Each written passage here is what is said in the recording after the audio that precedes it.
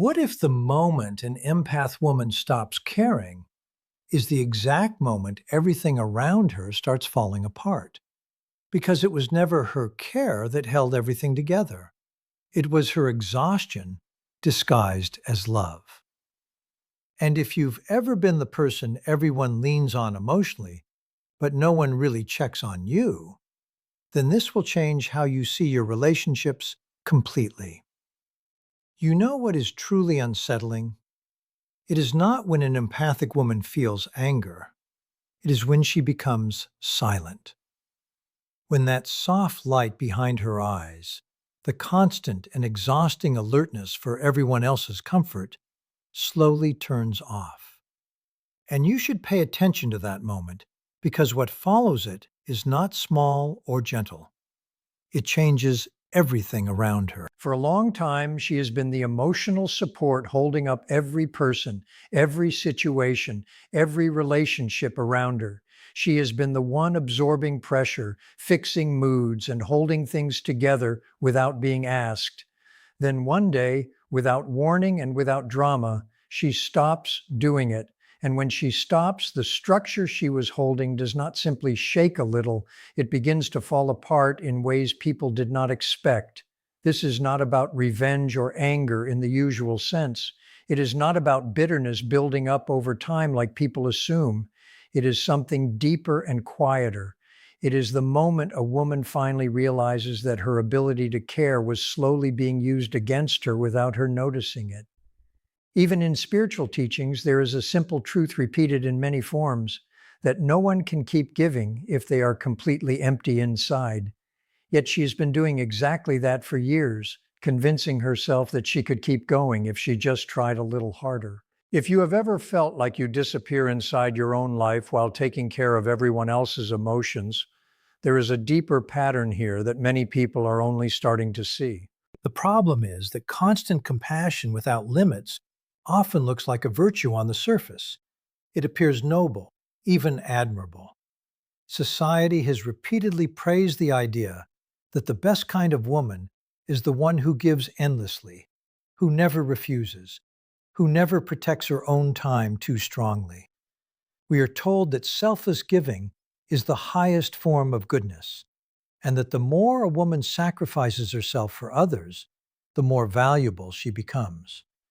But what is rarely explained is the hidden cost of this belief.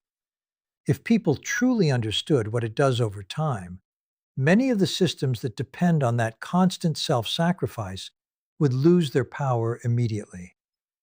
Because compassion without boundaries is not love in its healthiest form. It slowly turns into self-neglect that wears a moral disguise. When an empathic woman keeps giving without receiving anything back in return, something shifts inside her mind over time. She begins to measure her value through endurance, through how much she can tolerate, how much emotional weight she can carry, how many problems she can solve for others while ignoring her own needs completely. On the outside, she may still look functional, even strong, but internally she is slowly breaking down in ways no one notices at first. She becomes like an emotional support system that never shuts off.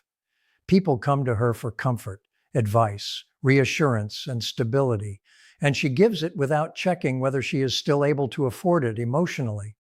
She never stops to ask whether there is anything left for herself, and the people around her begin to depend on this pattern. They start to assume she will always be available, always understanding, always ready to absorb their stress, so they do not have to sit with it themselves. Over time, this stops being a choice and starts becoming an expectation. What most people fail to understand is that this dynamic does not only drain her, it also shapes the emotional development of everyone around her in an unhealthy way. When someone is constantly rescued from emotional discomfort, they are never forced to grow through it. When someone else always manages their feelings, they never learn how to manage them on their own. When every mistake is softened, explained, or emotionally carried by another person, they lose the motivation to build emotional strength. So what looks like kindness on the surface can sometimes quietly create emotional dependency underneath it. And while she is busy holding everyone else together, something begins to build inside her that she does not fully recognize at first. It is not sudden. It grows slowly. It is resentment. Not the loud kind that leads to confrontation, but the quiet kind that sits underneath every interaction. She continues to help people while also feeling exhausted by them. She continues to show up while feeling drained by the expectation of showing up. She begins to feel frustration toward others, but also toward herself for not being able to stop. This creates an internal conflict that she does not know how to resolve. Over time, she starts to believe that this is simply what love looks like. She has been taught, directly and indirectly, that a good woman is the one who gives without limits, who endures without complaint, who keeps her emotions secondary to everyone else's comfort.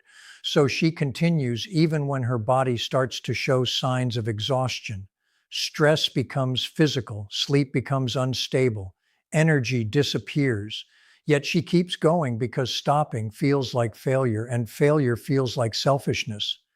Eventually, the pressure builds to a point where something inside her can no longer maintain the balance.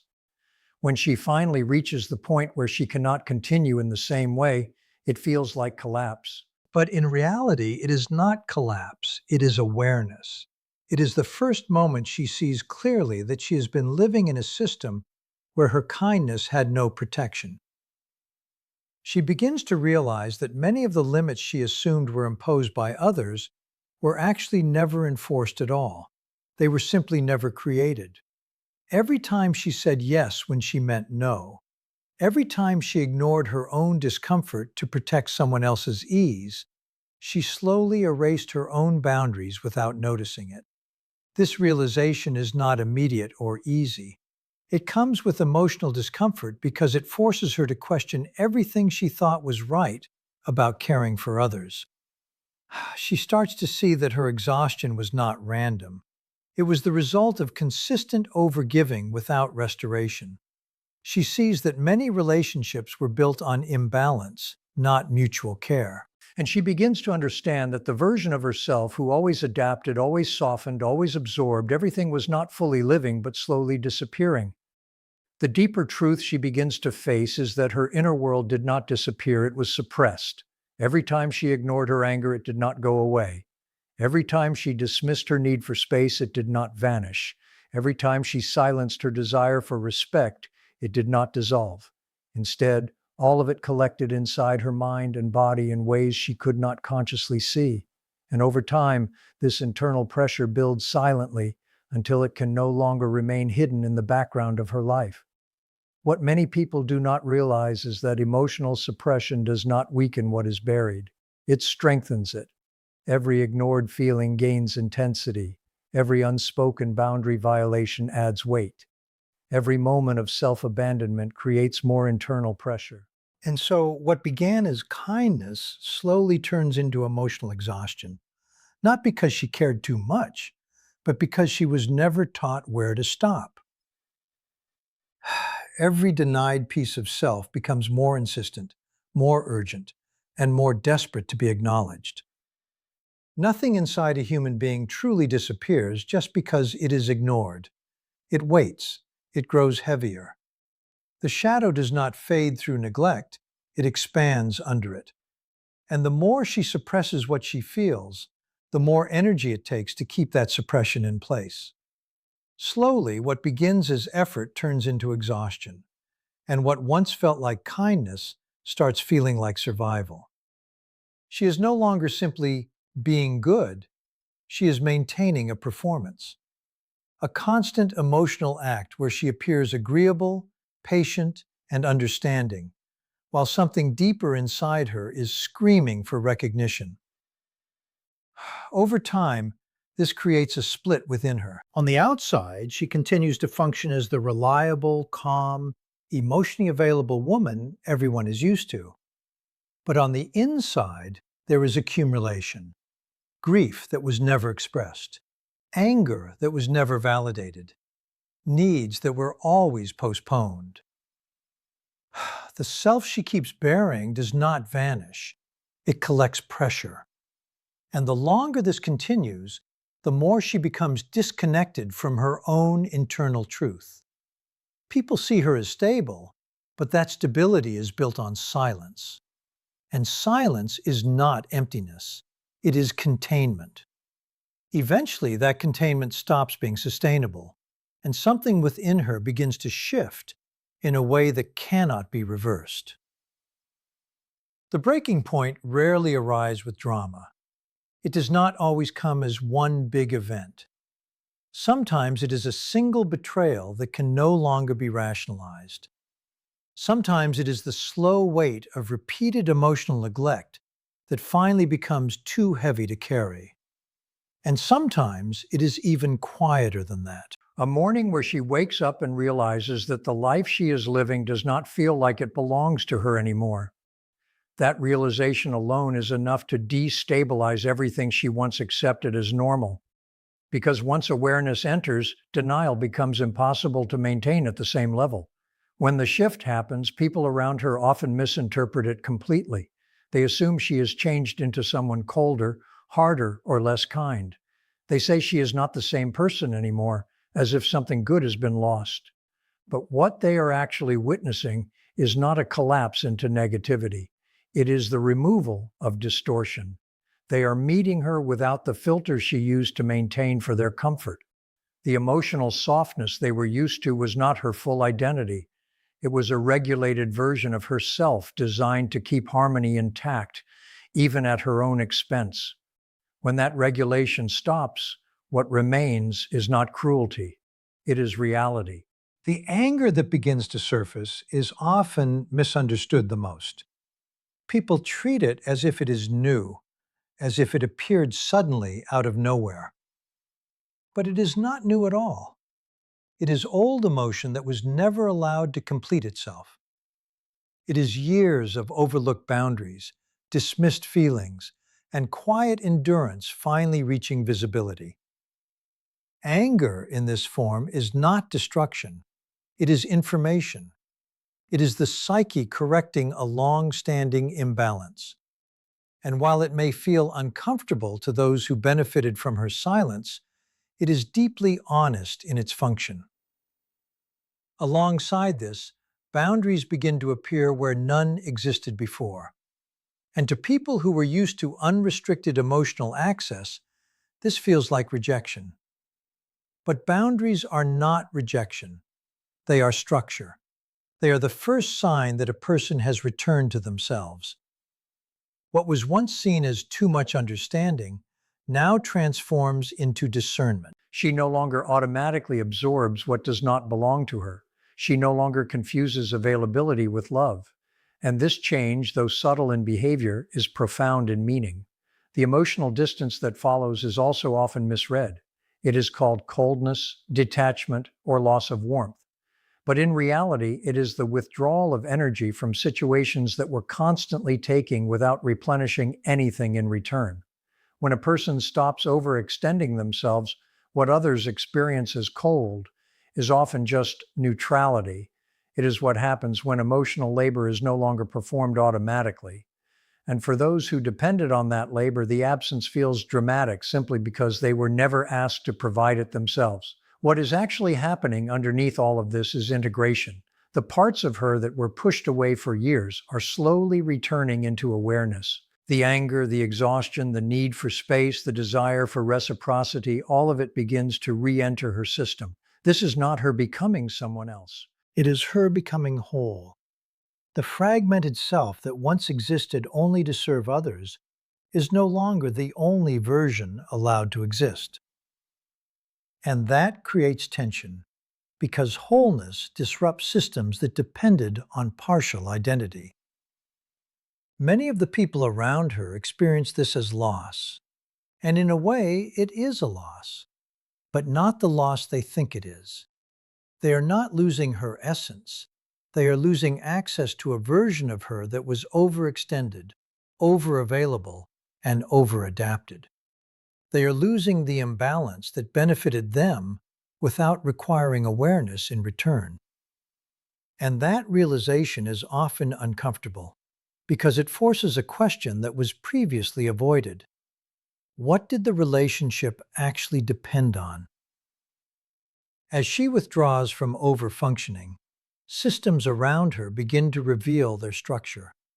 Friendships that only work because she initiated everything begin to fade. Family dynamics that relied on her emotional mediation begin to become chaotic. Work environments that depended on her silent compensation for dysfunction begin to feel unstable. It was never obvious before because she was covering the gaps, but once she stops covering them, the gaps become visible. This is why the collapse feels so intense. It is not that everything is suddenly breaking.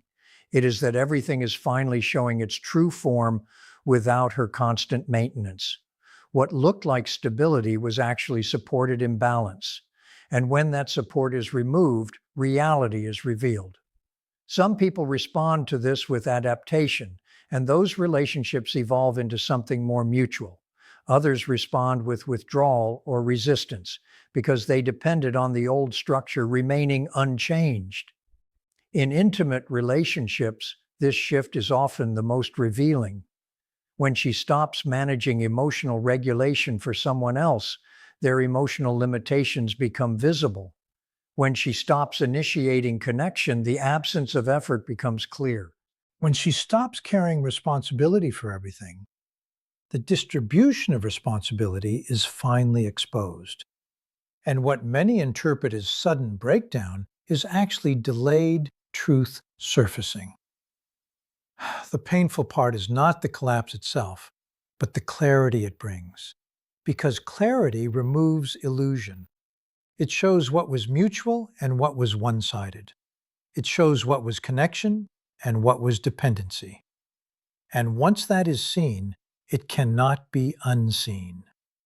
The emotional discomfort that follows is part of that adjustment, not a sign of failure. And yet, something essential is gained through this process. When the overfunctioning stops, she is no longer scattered across everyone else's needs. Energy that was previously distributed outward begins to return inward. Attention that was constantly focused on others begins to shift back toward herself. This is where reconstruction begins. Not as a return to the old self, but as the formation of a self that includes everything that was once suppressed. This phase is often misunderstood as withdrawal from life, but it is actually re-entry into it. Because for the first time, she is not living entirely through the demands of others.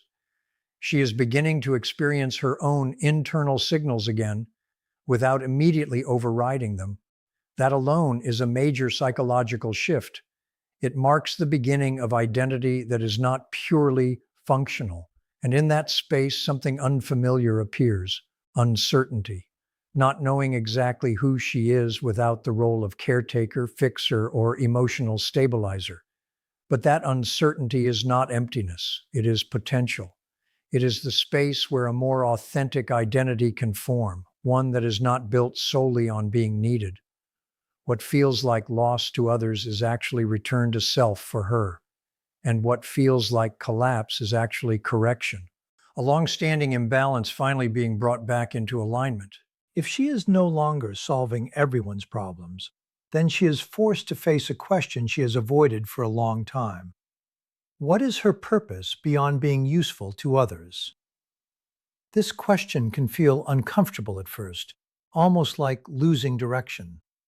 Because for so long, her identity was built around being the one who holds everything together.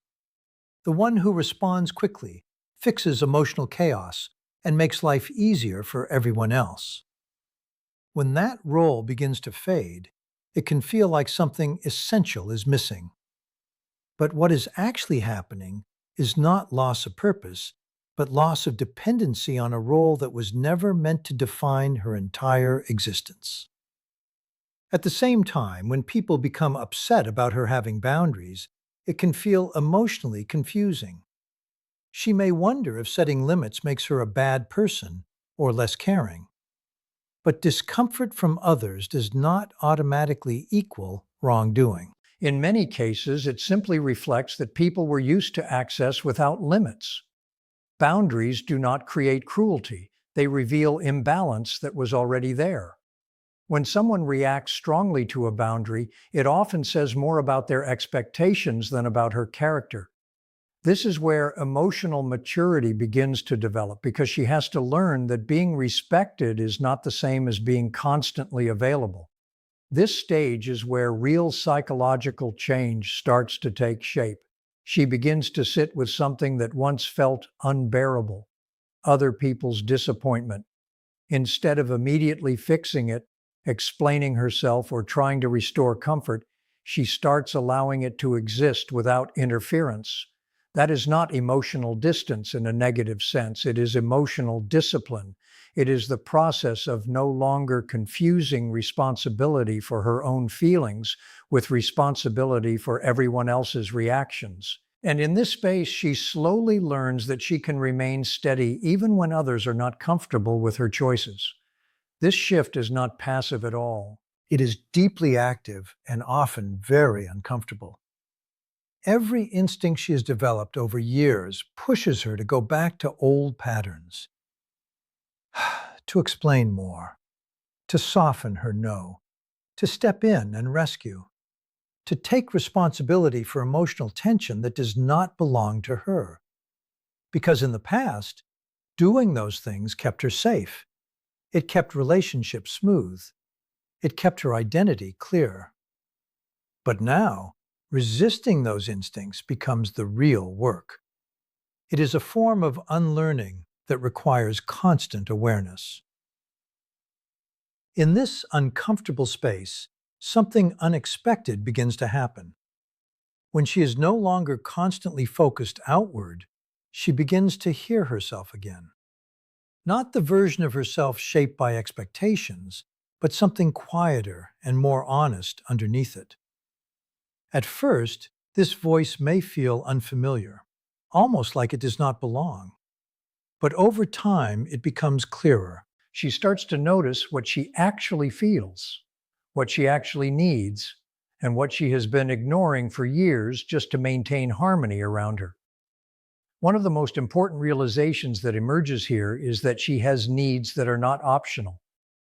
Needs for rest that is not earned through exhaustion, needs for time that is not constantly scheduled around others, needs for relationships where care is mutual, not one-directional, needs for space where she is not always emotionally on duty.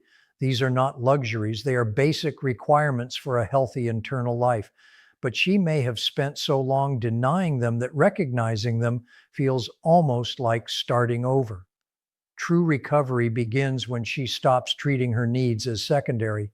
This does not happen in one dramatic moment. It happens through small, repeated decisions, saying no without over-explaining, choosing rest without guilt, allowing discomfort in others without rushing to fix it. Each moment is small on its own, but together they slowly rebuild her sense of self. She begins to experience what it means to exist without constant self-erasure. As this continues, a different kind of identity begins to form. She is no longer only the person who gives endlessly, but someone more complete and complex. She can care, but she is not consumed by care. She can support others, but not at the cost of herself. She can be emotionally open, but also selective about where her energy goes. This creates a version of her that is not fragmented between duty and exhaustion, but integrated and aware of her own limits. This process is not easy because it challenges a deeply internalized belief that her value depends on how much she can do for others. Letting go of that belief can feel like stepping into uncertainty. If she is not constantly needed, then who is she? If she is not always available, then what remains? These questions create fear because they remove the structure she has relied on for identity, but they also open the door to something more stable and truthful. In that uncertainty, something new slowly develops. She begins to realize that she does not need to earn her right to exist through constant service. Her worth is not something that has to be proven through exhaustion. It is not conditional on usefulness. This realization is not instant confidence. It is gradual grounding. It builds as she continues choosing herself in small ways and survives the discomfort that follows. Over time, this leads to a shift in the kind of care she offers. Instead of giving out of pressure or fear of rejection, she begins to give from clarity. She chooses where her energy goes. She pays attention to reciprocity. She notices whether relationships are mutual or one-sided. And because she is no longer operating from depletion, her care becomes more stable and more present. It is no longer driven by anxiety, but by intention. This change also transforms the relationships around her. Some relationships deepen because they were already mutual in nature. These connections adjust and grow into something more balanced and honest. Other relationships weaken or disappear because they were built entirely on her overextension. That separation can feel painful, but it also brings clarity. It shows which connections were real and which were dependent. What remains after this process is not emptiness, but structure that is more honest. She is no longer scattered across everyone else's needs.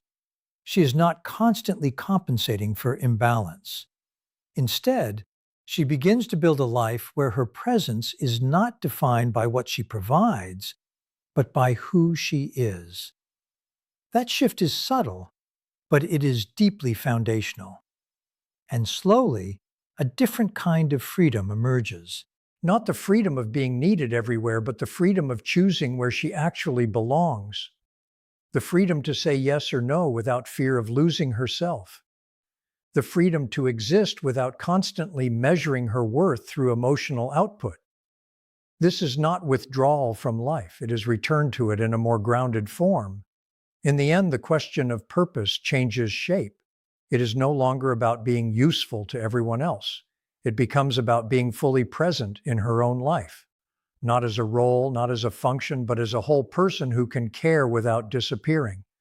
And that is where something more stable begins to exist. In the end, this is not a story about becoming distant, cold, or less caring. It is a story about becoming whole. For a long time, she may have believed that her value came from how much she could carry for others, how much she could fix, and how little she asked in return. But real understanding begins when she realizes that a life built only on giving without receiving slowly leads to emptiness rather than fulfillment. When she starts to set boundaries, it is not a rejection of love. It is a correction of imbalance. When she chooses herself, it is not selfishness, it is self-respect. And when she allows others to feel their own discomfort without immediately stepping in, she is no longer abandoning care, she is redefining it in a healthier form. The most important truth in this entire journey is simple. She was never meant to disappear inside the lives of others. She was meant to exist as a complete person, with needs, limits, emotions, and her own direction. And the moment she stops treating herself as secondary, everything begins to shift. Because the goal was never to care less. The goal was to stop abandoning herself while caring for everyone else.